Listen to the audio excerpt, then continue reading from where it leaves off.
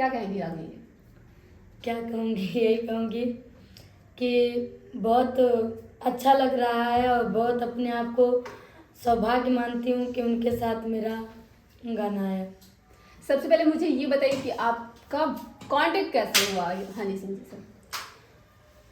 बम्बई से कॉल आया था मेरे सर जी के पास, हम्म। विनोद वर्मा जी जो हैं, उन्होंने कॉल किया, बोला कि मुझे रागिनी जी का गाना चाहिए, वो भी भोजपुरी में चाहिए। आए और गाना लिखाया, साथ में गवाया गया, लेके गए और ये नहीं बताया गया था कि हनी सिंह के साथ में मेरा गाना आएगा। मैं अपने आप को बहुत भाग्यशाली मानती हूँ, लकी मानती हूँ कि उनके साथ मुझे मौका मिला गाना गाने के लिए। मैं माफ़ी चाहती हूँ, मेरा गला एकदम से बैठ गया है, कुछ आवाज़ जाता होगा, कुछ नहीं जाता होगा। तो मैं बहुत भाग्यशाली हूँ, अपने आप को मानती हूँ कि हनी सिंह के साथ आपने मतलब उनके गाना दिया आपने गा करके, जब आपको पता चला कि हनी सिंह के साथ ये गाना है तो आपको कैसा फील हुआ? तो बता तो रही हूँ, पहले सुनिएंगे तब तो बताइए। जब टीजर आया, टीजर आने के बाद में बताया गया कि तुम सेलेक्ट हो गई हो और तुम फाइनल गाना में आओगी। जब टीजर आया तो उन्होंने बताया टीजर देख लो पहले।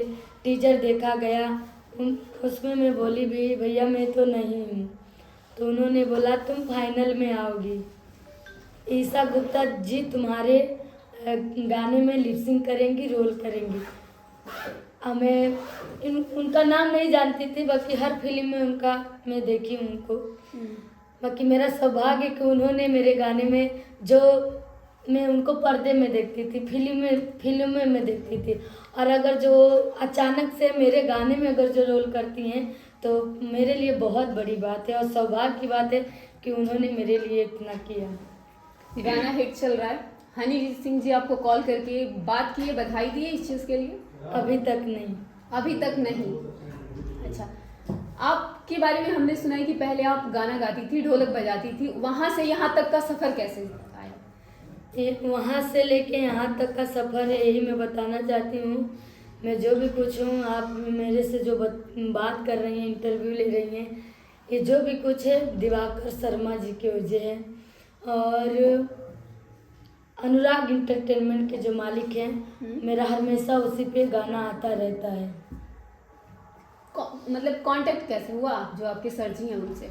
कांटेक्ट नहीं हुआ, मेले में हम लोग गाना गा रहे थे, जैसे आप आई, वीडियो बनाई और वीडियो बना के वो बोले कि तुम लोग अपना भी खुद का कर सकती हो। तो हम लोग बोले कि भाई हम लोग पढ़े लिखे नहीं हैं, सोशल मीडिया हम नहीं जानते हैं कि सोशल मीडिया है क्या, पब्लिसिटी है क्या। उन्होंने बोला सिखाएंगे, 2 महीना 4 महीना 10 महीना लगेगा, सीखोगी जानोगी तभी तो आगे की दुनिया में चल पाओगी, कि यहीं पे विचार है ढोलक हारमोनियम बजा के गाने के लिए। मैं बोली कि अगर जो मुझे मौका मिल रहा है, चांस मिल रहा है, तो माँ बाप से राय लिया, माँ बाप ने इजाज़त दिया कि जाओ, अगर जो तुम्हारा मन है यहाँ से उठ के वहाँ जाने के लिए, काम करने के लिए, तो देख लो अपने नसीब को। मैं आई, मेरा 2-4 गाना वायरल चलता गया, तब से मैं आप सभी के बीच में जुड़ी हूँ। अच्छा, एक अनजान व्यक्ति अगर आपको कहता है कि मैं आपको आगे बढ़ाऊंगा, मैं आपको सपोर्ट करूंगा, आपको भरोसा कैसे किया उन पे? क्योंकि आज का टाइम नहीं है किसी पर भरोसा करने का।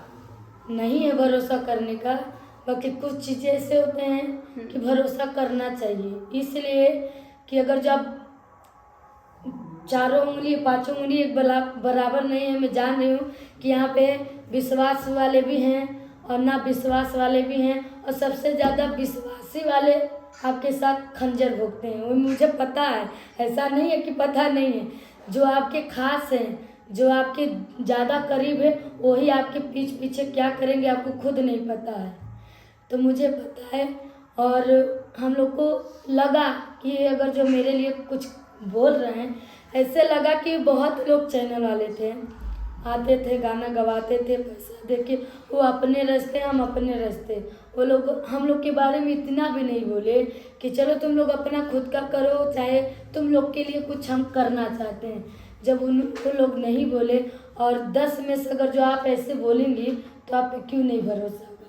अगर जो आप ऐसा बोलेंगे कि मैं आपका सपोर्ट करना चाहती हूँ, आप और आगे जाइए, अपना नसीब देखिए। अगर जो काम करेंगी, साल भर 5 महीना काम करेंगी, तो उससे आपको खुद पता चल जाएगा कि आपके नसीब में क्या है।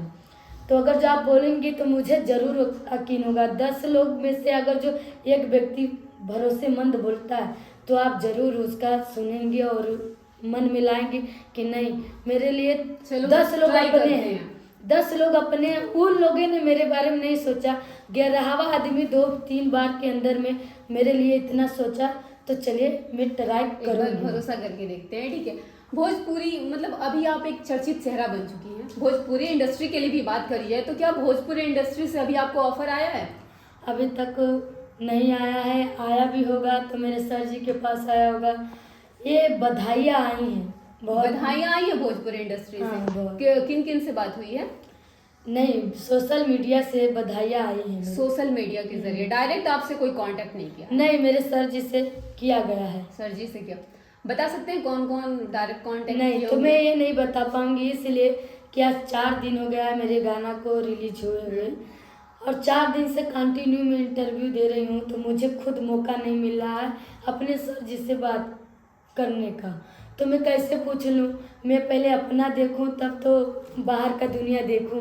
जी, मुझे एक और चीज़ बताइएगा कि जो खेसारी लाल यादव के साथ भी आपका कुछ कंट्रोवर्सी था या फिर कुछ बात था, उसके बारे में जानकारी देंगी? कहाँ कंट्रोवर्सी था, मैं आज में जा यहाँ तक पहुँची हूँ तो उन्हीं लोग के तो गाना से पहुँची हूँ। आप लोग कंट्रोवर्सी बनाते हैं, हम लोग नहीं बनाते।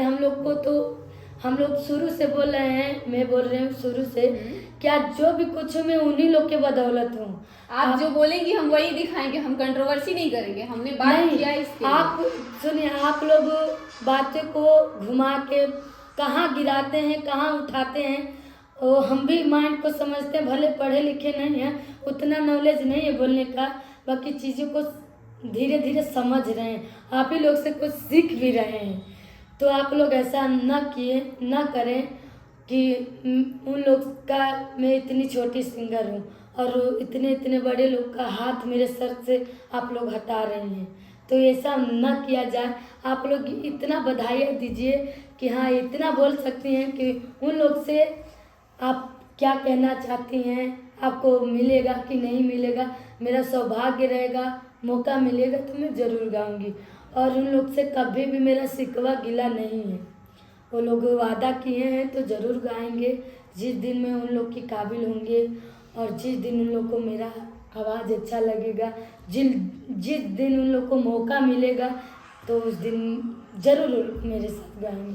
अब मैं उन्हीं लोग के गाने से बता दूं, रियल में पवन जी का, खेसारी जी का गाना गा के ढोलक हारमोनियम पे तब यहाँ तक मैं पहुँची हूँ। ये मेरा आखिरी से शुरू तक आप देख लीजिएगा, पूरे इंटरव्यू में मैं शुरू से आखिरी तक बोली हूँ।